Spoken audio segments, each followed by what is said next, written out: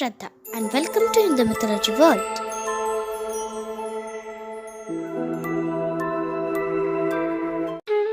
This world began 3 billion years ago. But when did life emerge on the earth? Does it come before or after the universe? And what Hindu mythology says about it? So let's know what came first, life or world? As per the scientists, the world began 3 billion years ago with the Big Bang.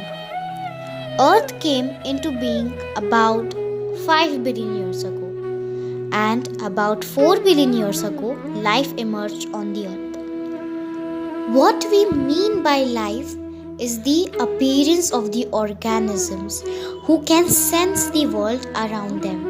In other words, the appearance of a mind.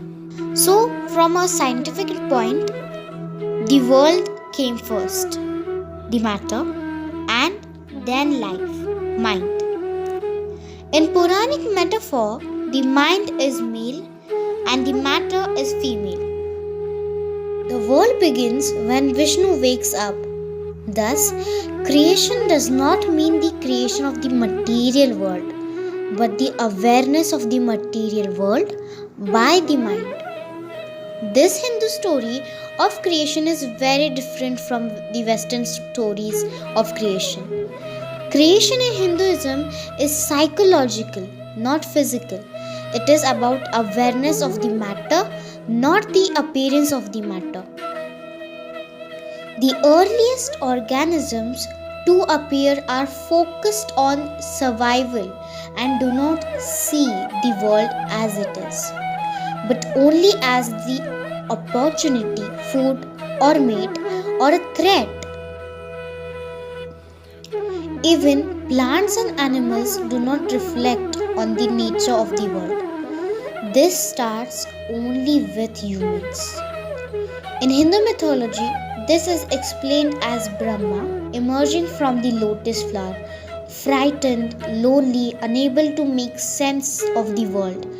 He sees a woman who he claims to be his creation, so his daughter, and seeks to possess and control her, an act for which he is beheaded by Shiva. Brahma's desire sets forth in motion of the cycle of the life. He becomes creator, and Shiva, who stops his desire, becomes destroyer. This again is not creation or destruction of the world, but creation and destruction of the desire or hunger. Brahma creates life, not the world, by submitting to desire.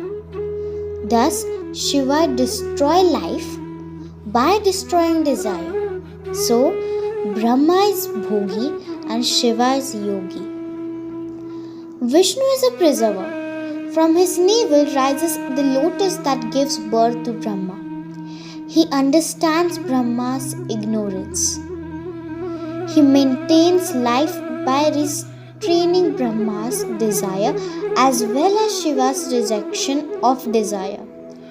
If Brahma is a householder who seeks a wife and Shiva is a hermit who rejects marriage, then Vishnu is a hermit householder living in a household without getting attached to anything, and again this is a psychological state.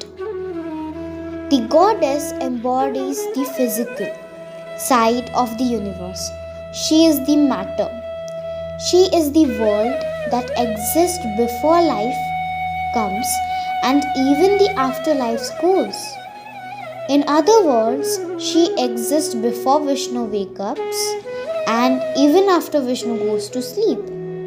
She is the mother of the whole life is created and the daughter who is created in the mind of the humans. As a mother, she is objective reality, and as a daughter, she is subjective reality. Thus, Brahma's incest is not to be taken literally. It is a metaphor for our attachment to the world we imagine. This complexity of Hindu Purans was dismissed by colonial translators. Hindus also could not explain the metaphoric nature of their scriptures. Why metaphor, Rupak in Hindi, is needed for mind and all things psychological that have no form, Roop in Hindi. The natives of India were too inferior to think in metaphorical terms, an attitude seen even today among people who dismiss knowledge system of traditional and tribal societies. Our ego stops us from appreciating other people's language and culture. We behave as Brahma, assuming the goddess is our dominion, and that is a tragedy. So here we end with this video. Hope you like it, and if yes, don't forget to subscribe. And we will meet in another video. Thank you for watching.